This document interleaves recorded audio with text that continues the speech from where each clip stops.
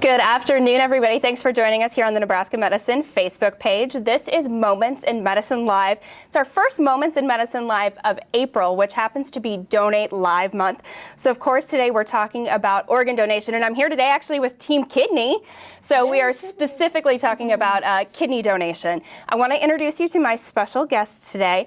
This is Casey Bateman, who not only is an organ donor, but she's an obviously living organ donor, a kidney donor, who started a kidney donation chain, why is that significant? We'll get into that in just a second, but she's considered a hero among our staff here. So thank you for what we've done. We look forward to hearing your story.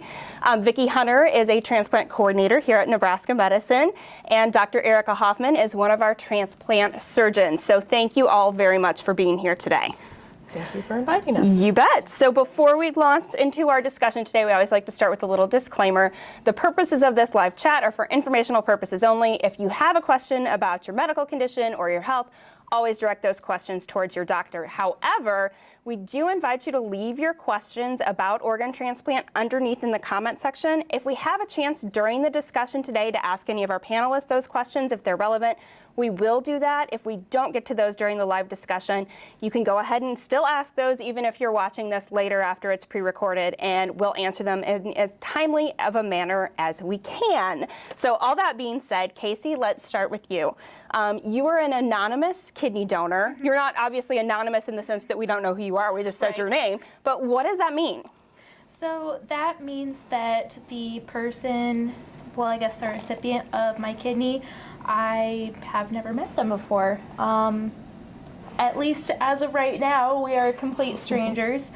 I know a lot of people think that it's really strange that I just kind of went and did that for some random person off the street. Well, I didn't even meet them off the street, but it was still a really cool experience. So I want to hear more about your experience in just a second, but first of all, with this being April, we are trying to spread awareness about this cause. Vicki, how great is the need for kidneys and organ donation? You know, the need is great. There is 240 Nebraskans who are waiting for a kidney on our transplant list. There's over 400 other people waiting for other organs here. There's about 110,000 people waiting for organs, and unfortunately 22 people die a day waiting for the gift. And we add 18 names to the list daily. The need is growing great, and the supply is just not there. And it's really disheartening to see people from Nebraska or anybody die on a list waiting for an organ when we all have the capacity to donate. And, so it's a great month to spread the word. Share a spare is the term that you often hear about kidneys, but people might wonder more about the process itself, who can become a donor, and how it works when people become anonymous donors. Dr. Hoffman, the surgery itself, the process itself, what can you tell people about it, what that's like? So the process is about 3 or 4 steps. The first step is actually coming forward and filling out an online screening form. That online screening form will allow the donor team to learn some information about you. And if you clear through the screening form, then we set up blood tests and other tests to look at your kidney function. After that, we will invite you to the clinic if all of the tests come back okay. The clinic appointment is an evaluation in which you see the entire donor team. That involves a donor nephrologist, a surgeon, a psychologist, a social worker. You get to meet the coordinators. You meet with the financial counselors, and then we discuss your case at a selection conference. And if you are chosen or approved to be a donor, then we go forward with scheduling the surgery. So the donor operation is done as a completely laparoscopic surgery. So 2 or 3 small cuts to use the instruments in camera, and then an incision about this big to take the kidney out. The surgery takes about 2 hours, and the majority of patients will spend about 2 to 3 days in the hospital. Casey, what was your experience like going through the actual surgery? Because I know a lot of people probably have questions and want to understand what that was like. It It was super easy. I slept through the whole thing. But no, like the actual surgery part, I feel like really the scary part was coming in to do all of the workup stuff. And then by the time I actually came in for the surgery, I was just so ready for it and so ready for it to be over. I was like, yeah, whatever. You know, I came into the hospital with my parents really early in the morning. Everyone came down and talked to me, which was great and kind of set me off. Pre-op was super interesting, just seeing all of the stuff that they had to do to get me ready for surgery, because that was the first time I'd ever actually had to stay in the hospital. And then they wheeled me back. I think I talked about a lot of silly stuff, and I woke up and everybody was like, oh, go you, and I didn't really know what was going on. I think I was in the hospital for about 3 days, but it was just so easy.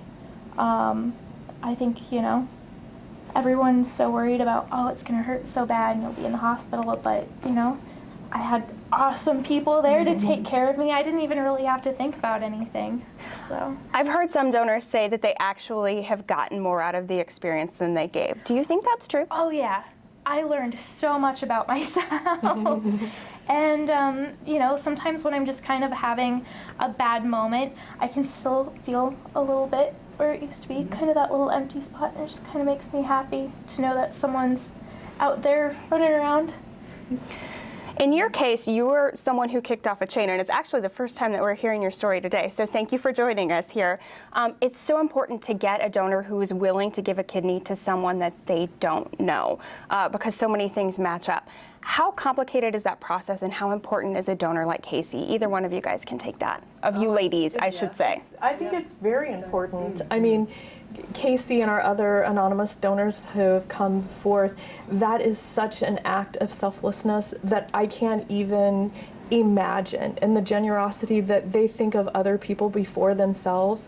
It's just amazing. It is a lot of work, and I will not take credit for being the manager of the department and you know, watching this go through. It's really Amy Shirkey and Regina Rao and Dr. Hoffman at the Board of Hope. The Board of Hope is just an inspiration for all of us. If I have a bad day, all I have to do is go to the Board of Hope and see all the hard work that my team is doing and the people that they're going to help. It is just, it's tearful. It is just amazing. We have such a wonderful team, and we're here to help people, and people like Casey make our jobs so much easier. It's fun to see you see Dr. Hoffman, who did your surgery. It's apparent how important these connections are, and I mean, it is such a selfless act. Not just anyone can do it. There might be some people out there who are thinking, oh, I've got 2 kidneys, I might like to give one. But there are specific requirements medically. Who makes a good candidate to donate a kidney, Dr. Hoffman?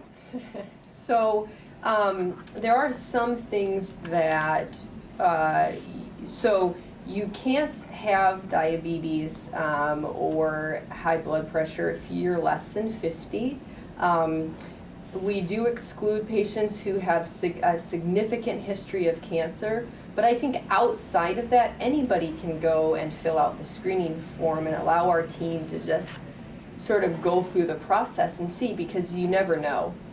The other thing that I was going to say about Casey is that, so since 2016, 2017, I think when you put all of the transplants that have resulted from altruistic donors like Casey, we've transplanted somewhere around 50 patients. And so not only did they help transplant 50 patients, but those are 50 patients that don't have to go or stay on the transplant list any longer. So all of the people who are on the transplant list then have, or shorter transplants list, and they can be called in for transplant sooner. So I don't think that people like Casey realize that it's not just the people that were affected by the chain, it's all of the other people in Nebraska that need a kidney. And when you remove those people from the transplant list, you allow for opportunities that they did not have. So it goes so far beyond just being an altruistic donor. It gives and gives and gives on and on and on. So it's awesome. So awesome. The impact of the chains is amazing to see people helping people, in some cases who they don't even know. What do you hear from people if they have any concerns about being a donor? I don't know if I can do that. What do you tell them about concerns? So I think the biggest concern that people come forward and say, well, I play sports, or I have a strenuous job, or I want to get pregnant. And we tell them that becoming a donor should not impact your life in that way. We want you to be able to donate and then go back to whatever it is that you enjoy. So if you exercise a lot, if you, if you plan to get pregnant, that's all okay. So we try to talk through those concerns and say, we have people who donate that you probably see every day and don't even realize it. They're kidney donors. We have nurses and pharmacists, physicians. We have people who are teachers, who work in healthcare, who don't. And so I think that's a big aspect of it, is that you can go back and do what you did before. Yeah. Because you do such a fantastic job as a surgeon. We've heard this from Casey. Casey, what was your medical team like? How were they taking you through this process? They were amazing. Again, I would literally trust them with my life. You did, actually. They just, they never had me questioning what's going to happen next. You know, I felt like every step of the way I was super confident in what they were doing, and I never at any point felt pressured or forced, but they were all just this wealth of knowledge. And I didn't at any point feel like, oh, well, I need to check up on what you said. And, you know, I just felt the whole way that I was in their hands, and that didn't bother me, you know? What did your parents and your friends think? Because this is a pretty significant decision. I think people understand the case of if you know someone, but just saying, hey, you know what, I got two, I would like to do a good thing for somebody else. That's a big deal. I mean, to me, it wasn't a big deal. I feel like to a lot of other people it was. My friends, for sure, they were like, oh, Casey's weird, whatever. She wants to give away pieces of her body. That's normal. But my parents, they were pretty severely affected. I think that most of all, they were really, really worried about not just the actual surgery, but my quality of life afterwards. But in the end, they were so supportive, and I can't find a way to thank them enough for that. But they were there for me every step of the way, and now that it's all said and done, I can definitely say they're really proud of me. I was going to say, they're probably really proud right now. Which is really cool, so. Vicki, I have a super practical question. There might be people out there like, hey, I would really like to give this gift, but I have insurance, but how is this going to affect me from an insurance standpoint? How do you work through that? So they can't be held against them to be a living donor. And we work through that process. We have a great financial team here, and my two donate our coordinators will work with them and make sure that, you know, they have insurance coverage. I mean, because that's what we worry about. We have to look at the recipient's insurance as well, because they are coming forward to give a part of them that they don't need to, and we don't want this to be a financial burden. So we try on our best bet to help them with that and make sure. But insurance companies can't come back and say that they can't be covered because they were an organ donor. We have a lot of people just commenting, and most of them are just talking about how amazing all of you are. We have Steve here who says, just finished 1 year from transplant. Thank you, Dr. Hoffman. And some others just talking about the ability. So everyone's weighing in and saying great things. And if you have any questions specific about the discussion that we haven't covered, even if we don't get to them live, feel free to post them down in comments, and we will follow up with this team later to get you those answers. One of the things that I think is really cool about sitting here facilitating this discussion is you think these two are heroes, and you two think that she's a hero. So how do people like Casey help in the whole process of what you guys do, and how important are they? Go ahead. Oh, thanks a lot, Erica. They're very important. That's the reason why we come to work, and we would not be able to do our jobs if it wasn't for people like Casey. If it wasn't for people who know of somebody that needs a kidney and they just want to donate. That's, it's a very simple question, but it means the world to us. Like I said, their names go on the Board of Hope. They're ingrained in our mind, and we don't ever forget about them. I can think of like this Board of Hope in my mind. I can see it, and you guys working at like a TV crime show, but with like a much more positive thing. Is that kind of what it's like? It is. I wish that Amy and Gina were on camera because they are in the room. They are in the room. Yes, they are. They do a lot of mismatching on the Board of Hope. It's a very simple board. It's just this 3x5 card with somebody's name on it. But that name means more than just the name, that they move around and they try to find the best outcomes for everyone. And sometimes when Erica's on vacation and she comes back, we regret that first day because she's ready to go. And we may not be ready for her, but she's just amazing. And I have to say, since she joined us 3 years ago, the Living Donor Program has exploded. And if it wasn't for her innovation and her craziness, I don't think we'd be where we are today, along with our anonymous donors like Casey, who are just altruistic, that just believe in doing the greater good. It's a really good kind of crazy in both cases here. It's a compliment. And it's very neat to see some of the ways some of the chains have unfolded over the years, because it might not be a case of being someone like Casey who had literally no one in mind, but in a lot of cases you have someone who's maybe has a family friend or a relative, and they can't donate to that specific person, but you're able to match people together, like that puzzle on the Board of Hope. Yeah, exactly. Yes. So anything else that you would like to add as part of our discussion today that I might have forgot to add to ask about? Any of you three? I just think that if anyone has any questions about being a living donor, don't hesitate to go onto the Nebraska website, fill out our living donor form. Please call Amy and Gina. They're available to answer any questions, and know that you're in great hands, that we're not going to do anything to harm you. We just want to help you live your dream if this is something that you want to do. What do you think, Erica? No, that's all right. All good. Yes. Casey, what would your advice be to somebody who says, well, I'm thinking about doing this? What would your advice to them be?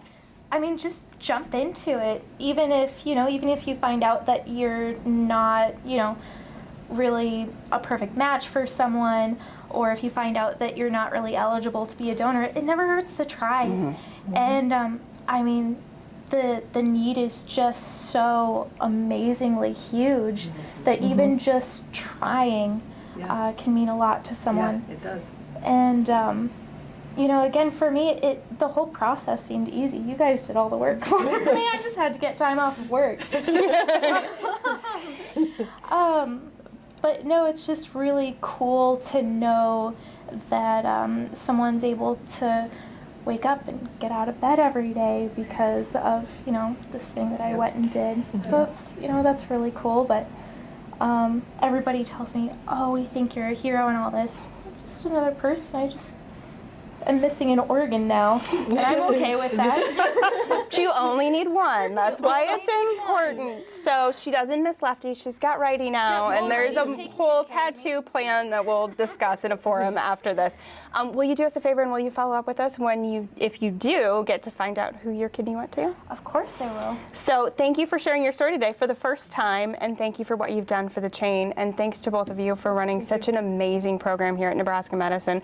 The whole hospital community is proud of you, and so if you're interested, we mentioned that form that you can fill out to find out, and I scanned it today.